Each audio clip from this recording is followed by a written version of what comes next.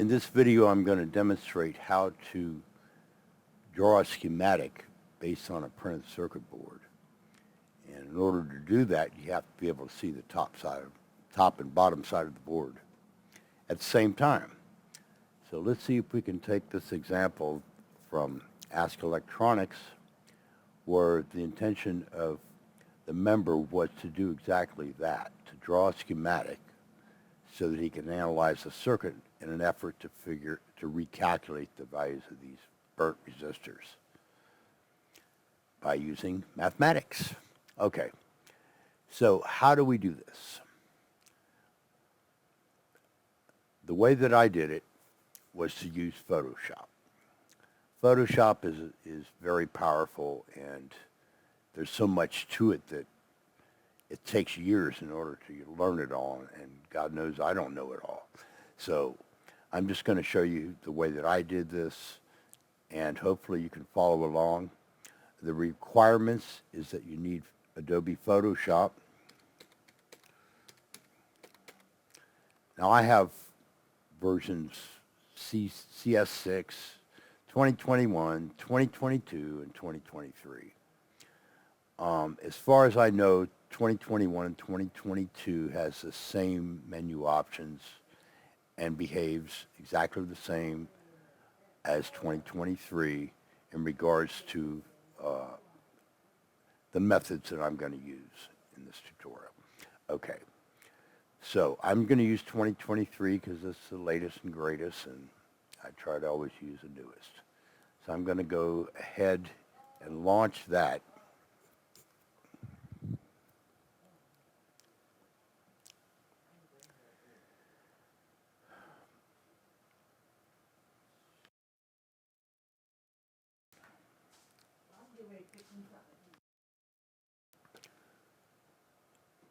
Okay, I'm going to minimize it for right now, and we're going to concentrate on the pictures of the top and bottom side of this printed circuit board in this example.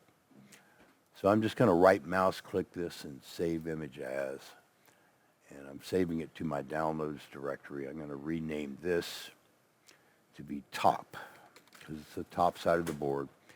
Now you want to note these are WebP formats. And unfortunately, Adobe Photoshop, even the latest version, does not support WebP. So I'll show you how to get around that. Okay, I'm going to save that one as top. I'm going to come down to bottom. The bottom board, there's a picture over here somewhere. Here it is. So I'm going to save that image as bottom.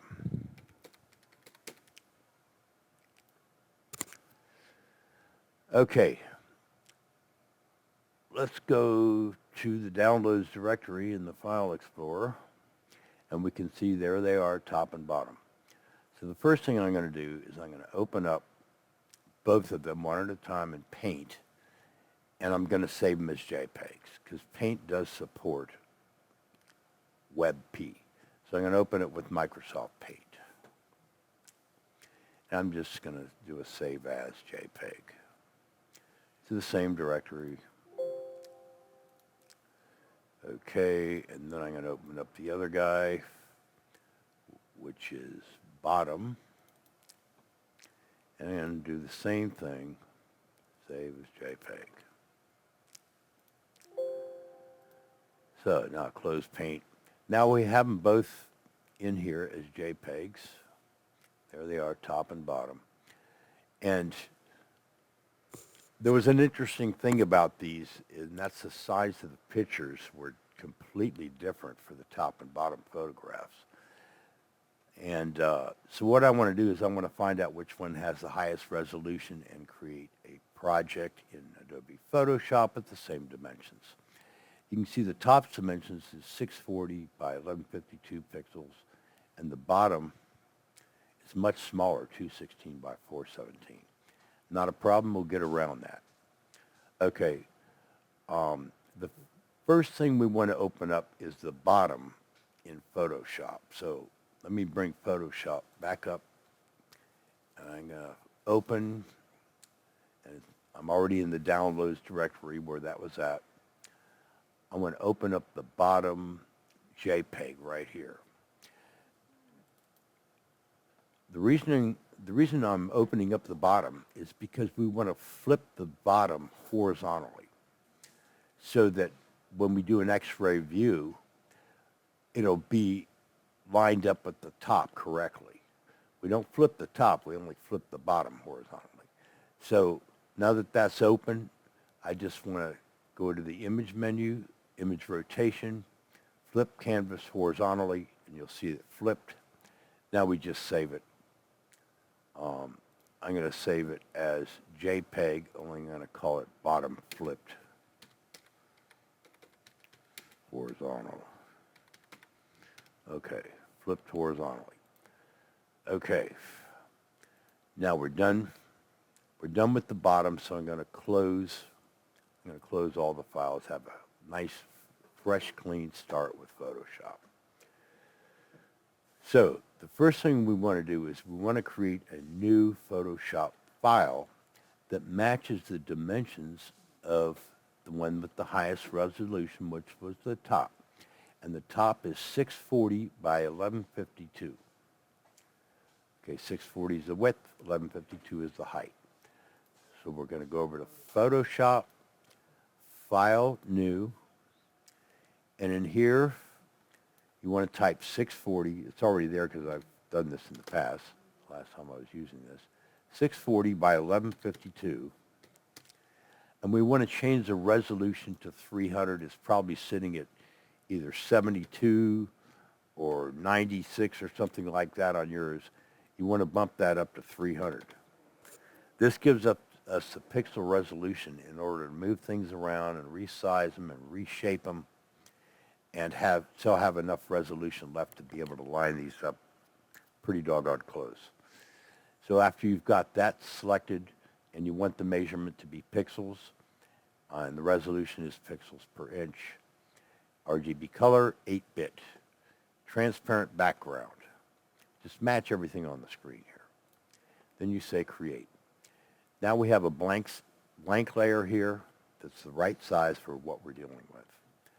So I want to go ahead and grab the top JPEG, which is the one we just matched the size to, and I'm going to drag and drop it into here. And then press enter. Okay, now it's in there. Now,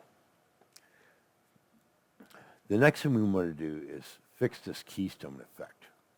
You'll see whenever you take a picture of something flat, we all know this. You set it on the table. You try to position your iPhone in such a position where you get it so it's nice and rectangular or square or whatever shape, and it always comes out screwed up. So we're going to fix that in here, and it's really pretty easy to do. I always like to make a duplicate copy of the layer, the original layer, so in case I screw up, I can always go back to the original. And then I'm going to turn the eyeball off on the original one. The original one's on the bottom.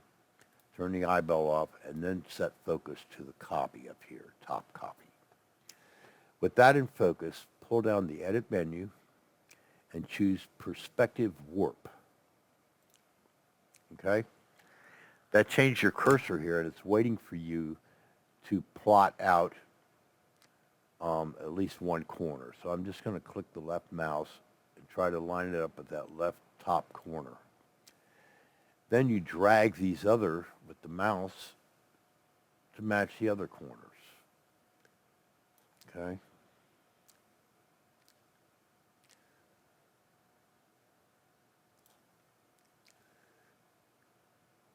And you can always refine this. It doesn't have to be perfect on the first shot here. Just get it close.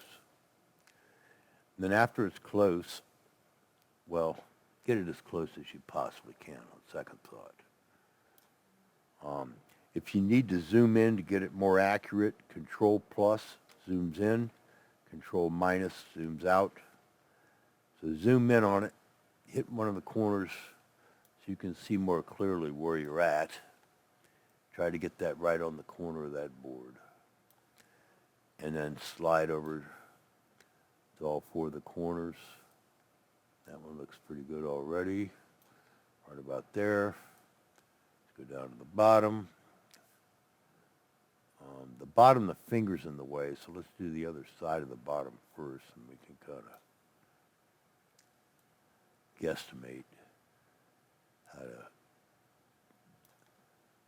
factor that finger in.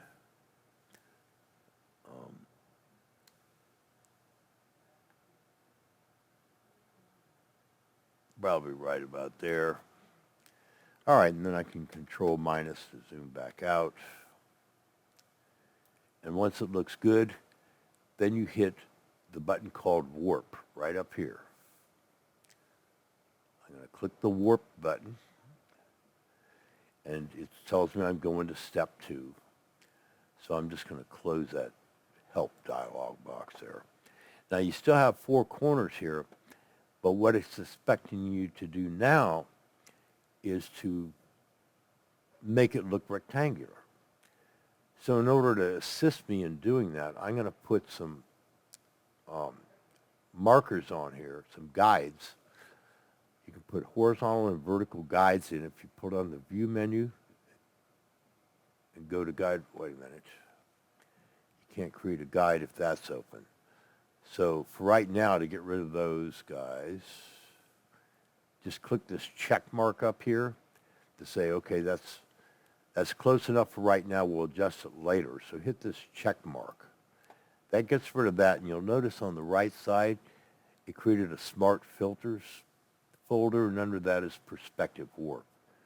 So if you ever want to pull the Perspective Warp back up, just double-click it, and it'll bring that back up. But for right now, I don't want it, so I'm going to hit the check mark to get rid of it again.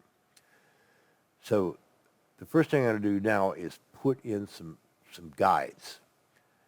So under View Guides, click New Guide, and you can make horizontal guides or vertical guides. Now, if you look at the rulers up top in Photoshop, you'll see a top ruler and a left side ruler. Now, I have mine set for millimeters, and yours might be set to pixels or inches or something like that. If you don't see the rulers, I believe under Window,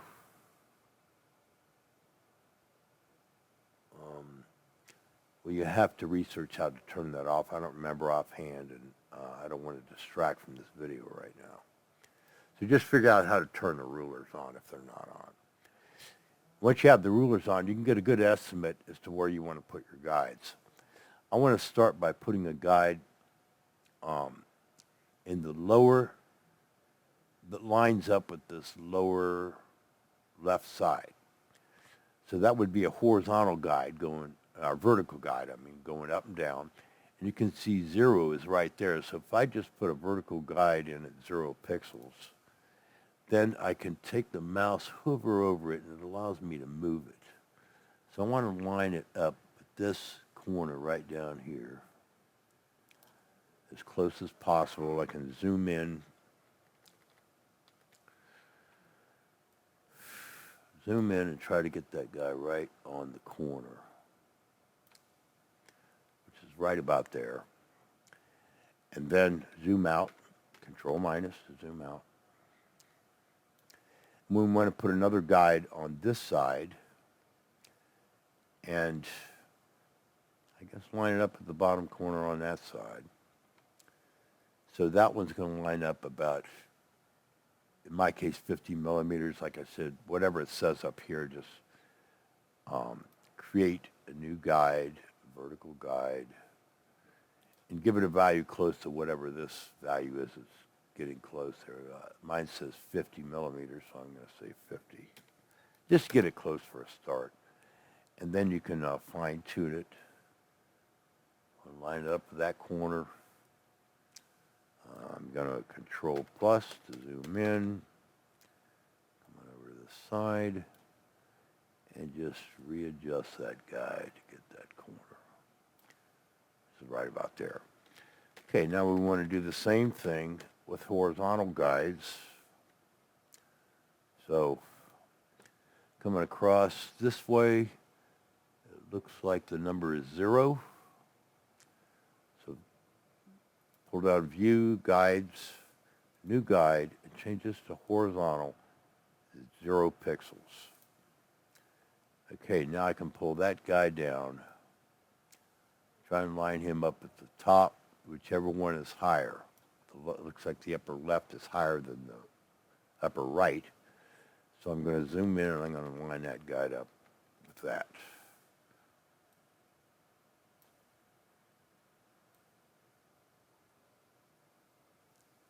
With the upper top horizontally, right there.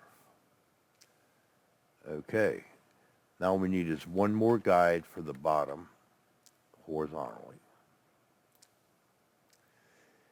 And you can probably tell by now why I'm doing this. So I'm going to stretch these corners to match them with the guides. Okay, the position horizontally for this one looks like it's about 100, less than 100. I'll just say 100. And then bring it down to the lower left there. Zoom in.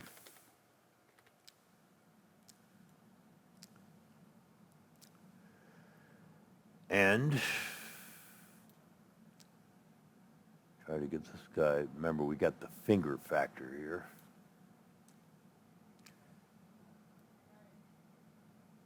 Looks like it might have been right about there. No, probably it's the bottom of the white thing right there. Okay, that's pretty close. So now we have some guides to go by, and we can reopen this perspective warp by double-clicking on it over here under top copy. There, now we have them. Now, the idea is to move these corners to line up with the guides. Okay? And they should snap in place.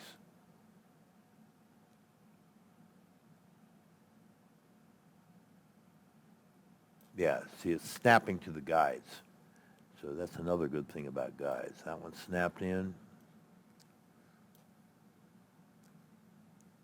Just make sure yep, that one snapped in. So I can hit the check mark now. And this board is pretty well straightened out. See how it solved the problem of the distortion of the lens of the camera, the angle it was shooting at. So that's that. Now we want to grab the bottom flip side of the board and bring it in here on a separate layer above the top copy. We're going to put the bottom. So I'm going to highlight top copy here so that it knows to put it above it. And I'm going to go back to File Explorer. We're going to get the JPEG of the bottom flipped. We're going to drag that in here. Okay. Then we press enter. Alrighty. Then with that highlighted on the right, we go into Edit, Perspective Warp, and we try to hit the corners of that. We have a corner there. Let me stretch these guys out. That goes there. We should be having lots of fun right about now. And we got this one over here. It's tending to want to snap to the guides rather than the corners that I'm trying to warp. So if I zoom in with Control Plus, you get real close to one of these corners.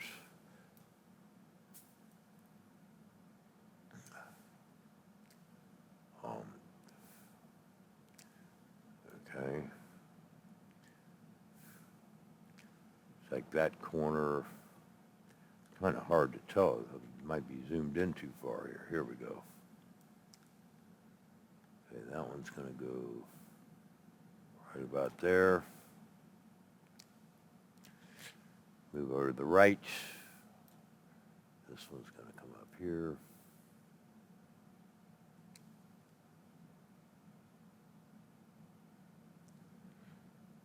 All right. bottom. Hit this corner. Looks like it's all the way over here. And then this corner here, that's the one that's hard to tell because of the finger factor.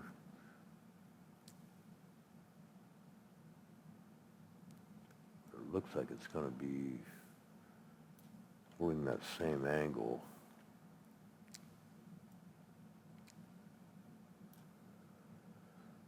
Looks like maybe it would be right about there.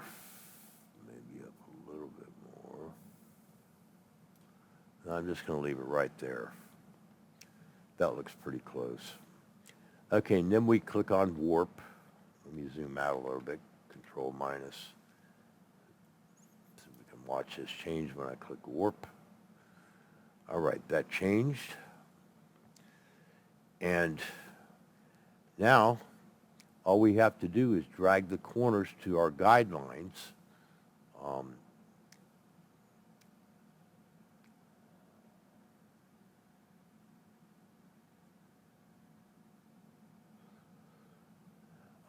Okay, yeah, just drag the corners to the guidelines. There's one snap. And we'll zoom in to make sure that they're as close as possible.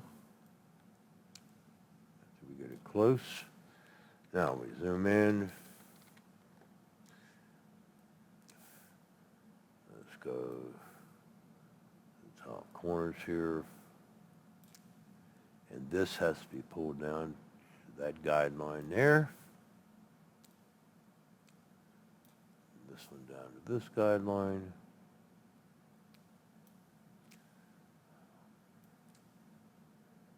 And the other two corners, we do the same, which is there.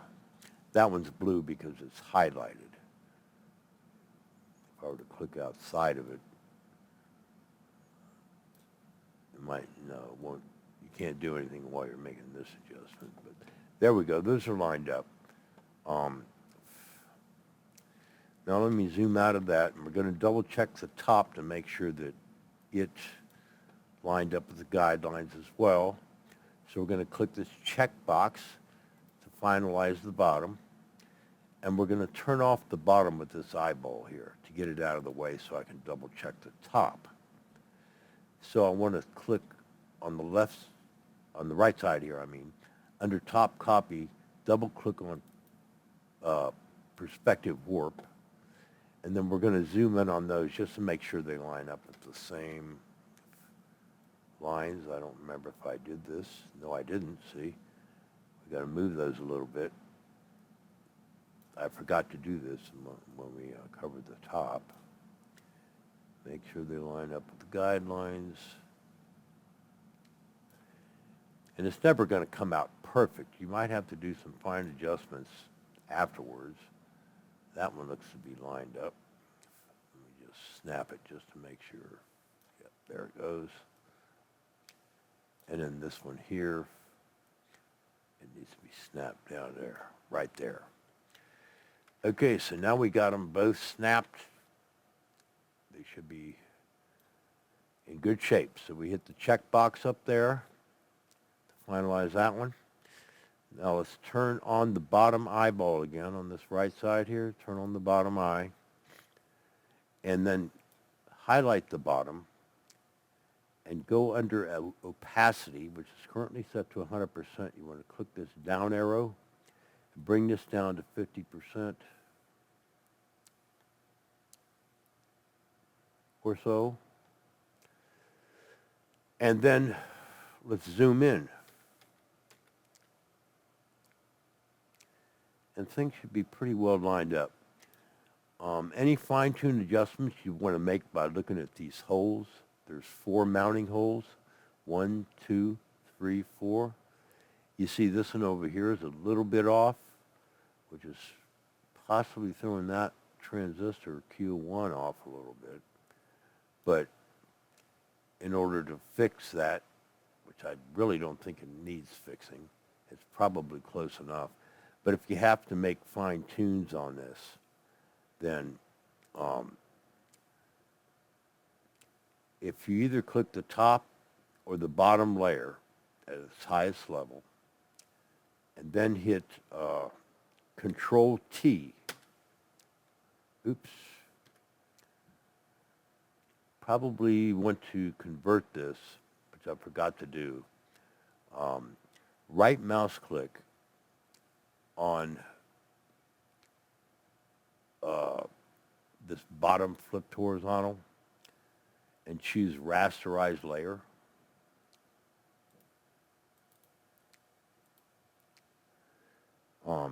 You don't want to do this until last. Rasterizing just merges everything together and then you can't modify it. So,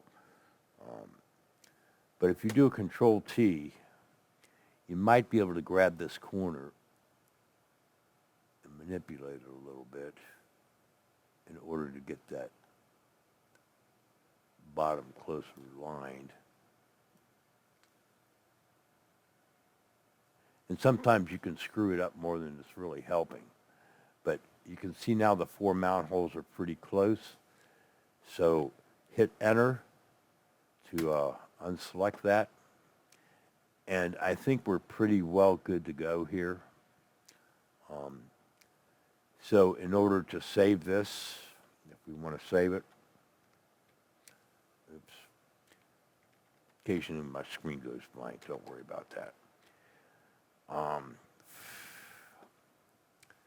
If you wanted to save this and crop it at the same time, it wouldn't be a good idea. You have parts that are overhanging the edges, so I'm not going to crop it. I'm just going to leave it as is. And we're going to pull down File and say Export, Export Quick PNG. And then you can name this Final PCB or something like that. Final PCB X-ray. And then save it. One more thing. In the event you have a double-sided printed circuit board instead of a single side like this one, you might want to make the bottom layer a different color than the top, because more than likely the top and bottom circuit traces are the same color. So to do that, the first thing we want to do is come over and set focus to the bottom flipped horizontal, right mouse click it, and choose Duplicate Layer. We'll just stick with the default name. I'm duplicating this layer because I don't want to destroy the original color in case we save the project, close it, and then come back in. Once you change the color, you can't change it back with undo because you close the program. Anyway, so the original bottom flipped horizontal, turn the eyeball off so it disappears. Set focus to the new copy of that, and then pull down the Image menu. Under Adjustments, choose Hue and Saturation. Then grab the Hue control, and you can move it either one way or another. You can see you can change the overall circuit trace color. So let's get it to one that's going to show up pretty good. Looks like red would show up pretty good. So I'm going to leave it all the way over at red and choose OK. All right, so now we've got that taken care of. We can go ahead and export the way we did before, and then you have a new version of this. Let me go ahead and do this. Export as quick PNG, and we're going to make it the X-ray final version, let's say red. So now you got the original green one and a red one as well. So that's basically it. Obviously, this is not going to work for multi-layer boards. It's only going to work for single-sided or double-sided boards. All right, that's it.